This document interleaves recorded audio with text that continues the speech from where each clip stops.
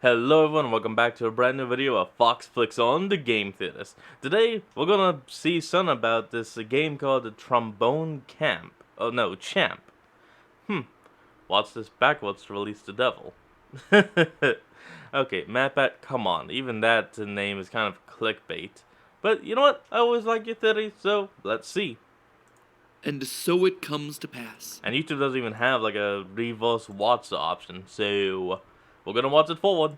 Weeks after the theorist wheel was forged, a new theory appears. A wacky theory. One that stands the fine line between camp and cringe. A theory that will rend the fabric that holds the algorithm together. So theorize that lore, brave soul, so that you may rise. Rise to become the Theory Champ!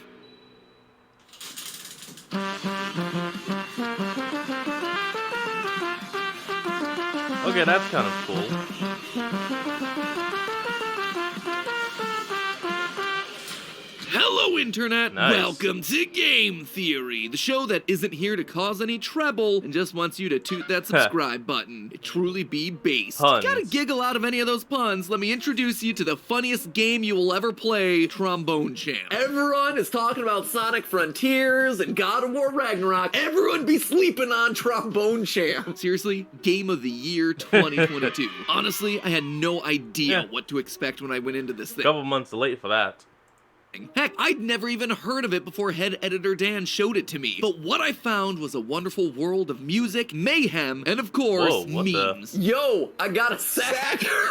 In case this one passed you by, Trombone Champ is, quote, the world's first trombone-based rhythm game. Basically, it's Guitar Hero's socially awkward cousin. You get to play a variety of music tracks from the national anthem to dubstep, all while using your mouse to imitate the slide of a trombone. Never realized that trombone dubstep was a thing that I needed in my life, but hey, here we are. The game also has a weird obsession with hot dogs. Is that actually like a real thing? Dubstep trombones?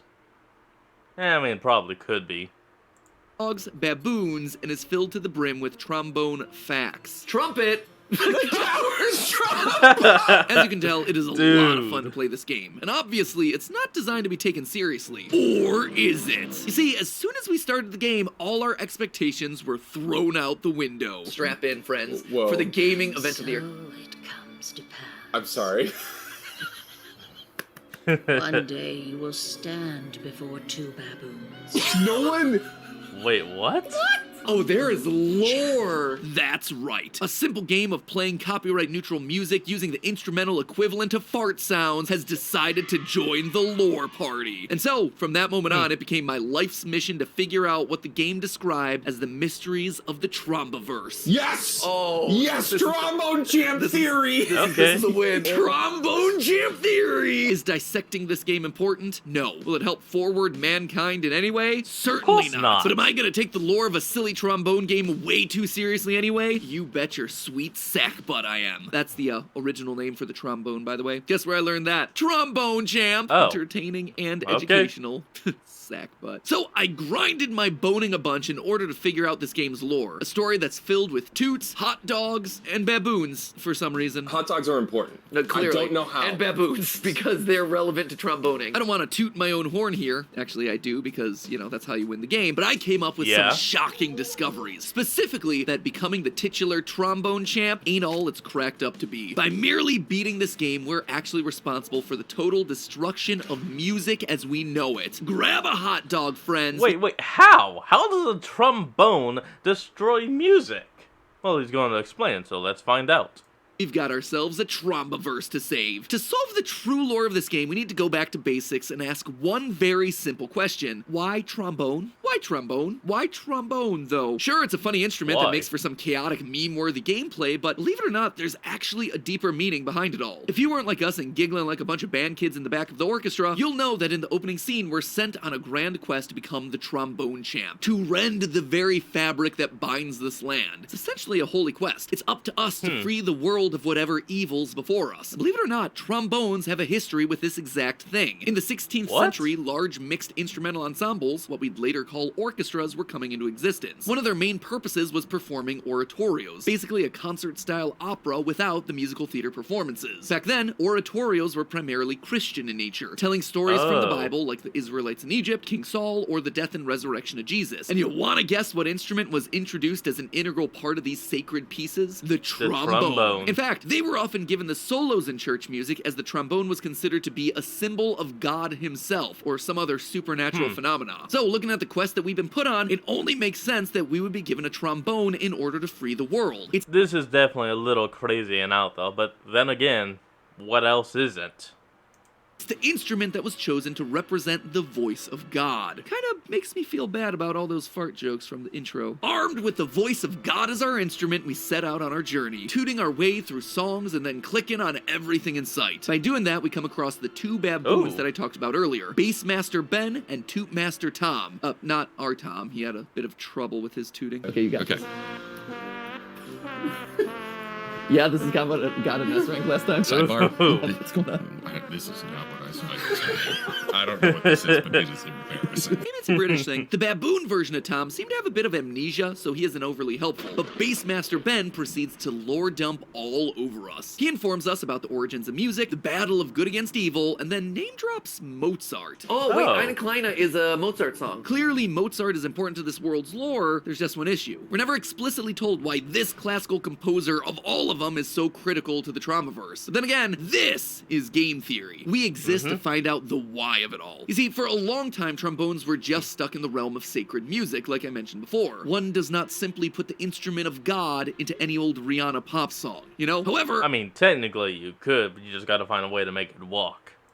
eventually, there were two men that changed that. The first was Christoph Willibald Gluck, who put trombones into his ballets. Might be hard to believe, but ballets back in the day were the cool hit music. That said, Gluck wasn't exactly the first. The composer most synonymous for taking the trombone out of his own sacred music and putting it directly into the orchestra of his operas was the main man himself, Mozart. He was inspired by Gluck's use of trombone in ballets. By the way, is anyone else kind of impressed by that whole name? Wolfgang Amadeus Mozart? I mean, that whole name is literally... That's top notch. And in turn, Gluck was inspired by Mozart's use of it in the opera orchestra. And in this one move, the floodgates opened to make the trombone a mainstay in orchestras to this very day. Going from oratorios to opera was like going from off-Broadway to Broadway. The trombone was suddenly in the big leagues. It could be argued that without Mozart... Oops. Nope.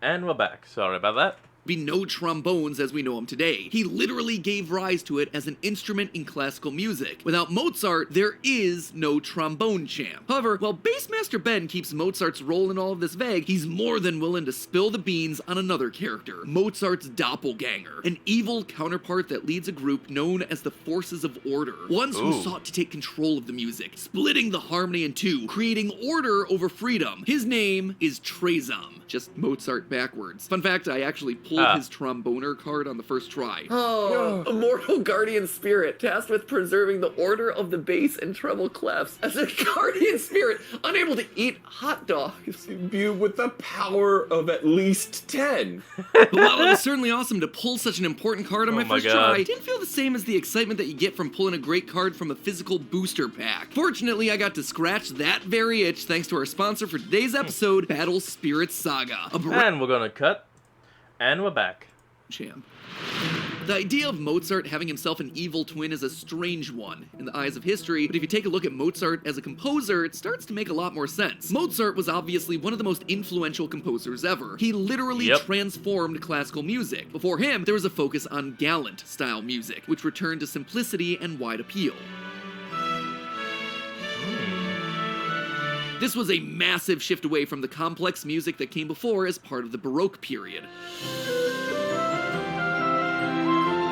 I like that. What Mozart did was push music back towards a more complex structure by using chromatic harmony, which can sound very grating to your ear if it's not used correctly. Within an octave, you have 12 notes. However, most music only uses 7 of them within a given key. Those are called the diatonic notes, and they all sound nice when combined together and climbing up the musical scale. By contrast, in chromatic music, a composer throws all of that music theory out the window and uses more than just the 7 diatonic notes, regardless of the key. Ooh. Needless to say, it can get quite chaotic. Setting up a new mood. Damn it! Why did it take me so long to think of that word?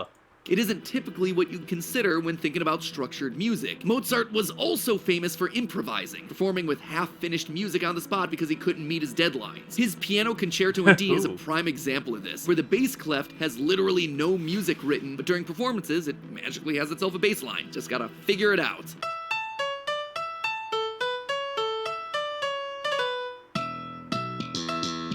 Ooh. That's good. And while Mozart was indeed a fantastic composer and pianist, not meeting deadlines, making it up on the spot, using notes that are outside the realm of the normal notes, that is the antithesis of what I'd call ordered, which is why Mozart is considered to be one of the heroes of our story here in Trombone Champ. He was all for freedom in music, making it up, breaking the rules to create new and interesting compositions in spite of the world around him. Trombone then represents the order that Mozart fought against, the music of the day that was simple and structured, but lacked interest or complexity. This is what we're fighting for in the game. The same freedom to hit a bum note and call it a harmony. At least, that's what I assumed Tom was going for here. What happened? Oh. Were you lying to me about all Oh this? no, I saw it yesterday.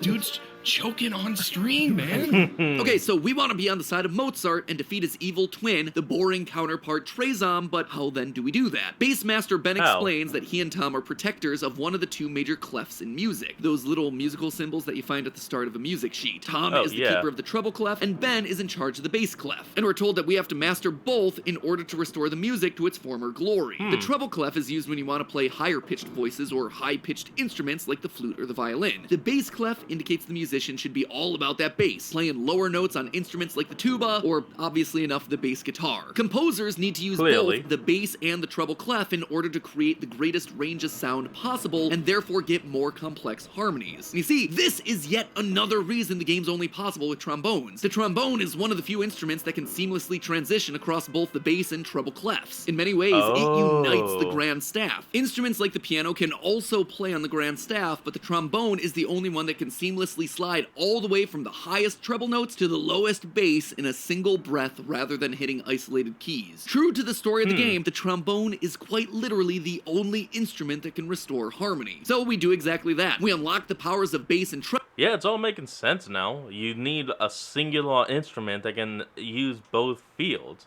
And of course, it's gotta be portable. I mean, try dragging around a piano, that ain't gonna help you. By playing lots of songs. We collect hot dog cards because apparently that's our power level metric in this game, and we play one final song, a dubstep version of Eine kleine Nacht music by none other than Mozart, a song that contains a musical battle in its first movement between the tonic key of G and the dominant key of D, with G ultimately winning out. And thus we defeat Trombone for good, becoming the tromboniest tromboner that ever did toot. Hooray! The champ! Oop. And we're back. For once, a game theory that doesn't have itself a bad ending, like we were the villain the whole time. And the two clefs merged into something new. Something never before seen. Hold on, wait a minute. Merged? Something never before seen? I thought we were restoring music back to the way it was. And a new era begins. An uncertain era. An uncertain era? It doesn't sound like we just saved the day. Have we been lied to? You bet your sack butt we have. We've been lied to every step of the way. First of all, the idea of one clef to rule them all has never been a thing in human history. There actually used to be even more clefs than the standard two that we know now. Bass and treble clefs are formally known as F and G clefs. There's also an alto clef that sits right there in the middle, which is called the C clef. Shout out to all my violists out there, what? But when music was first being written down in a way that would help to show the rhythm and pitch, any note from A to G could be its own clef, meaning that there were 7 clefs available for a variety of instruments. Simplifying it down to 2 made a whole lot of sense because it allowed for easier reading of music and simple but effective harmonies, while still covering the ranges of most instruments and singers. But simplifying it any further, suddenly this whole thing is useless. Most instruments only have themselves a small range, either low or high, and there aren't enough lines on a single staff to convey all the possible high or low notes available to all of those instruments. Combining the clefs like we just did in Trombone Champ will lead to music that looks like this. if it's hard to read on the fly. What the the? F and G clefs also inform you of what each line represents. Combining them means that lines suddenly have themselves double meanings, leading to all sorts of chaos and confusion for musicians and composers alike, which I suspect was the point all along. Listen to the ending of this game. And so the trombone champ forged an alliance with the baboons. We align ourselves with a bunch of apes, which is weird out of context, but becomes a whole lot more sinister once I introduce the last random character that appears in this title. Oh, You see, boy. there's one other tromboner card that's thrown into the mix. One that seems completely random and arbitrary and just there to carry on the baboon memes. The Babby card. It reads as follows, quote, "This ancient Egyptian deification of the Hamadryas baboon, whose name translates to bull of the baboons or chief of the baboons, was a deity of the underworld and is very relevant to this trombone game." Oh. Is he? Or is this just a joke? Nope, he is very relevant. You see, Bassmaster Ben tells us that Babby was the one who created a way to control the nature of music, to keep it away from the Trezoms of the world. What he doesn't tell us is that Babby, the real-world baboon god, was known for two major things. The first was virility, because the Hamadryas baboons just had really high libidos. Thus, he was Oh. depicted with his, tromboner exposed, if you catch my drift. But he was also known for ferrying souls of the dead That's gross, but okay.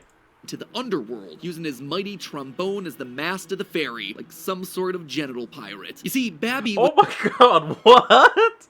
No, that can't be real. That can't be real. That's real?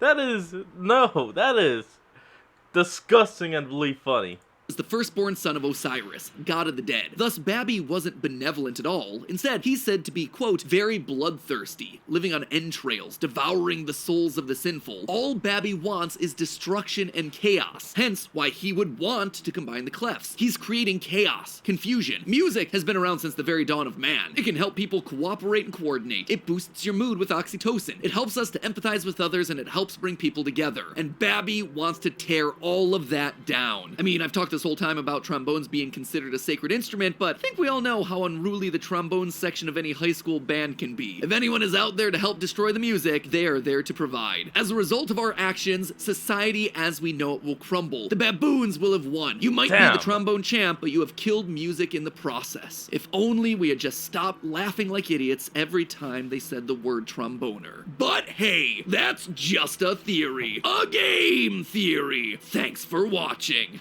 And hey, if you don't want to get off the meme train just yet, you could go watch our video proving that red is actually sus in Among Us. I did that before. Well, folks, I think that's where we're gonna end this. Maybe I should watch the GT live when they actually play Trombone Champ. But I'll do that in my free time. Anyway, folks, thank you all for joining me in today's video. Link will be in the description, and I hope to see all of you folks next time when we flick on. This is Fox, signing out. Peace.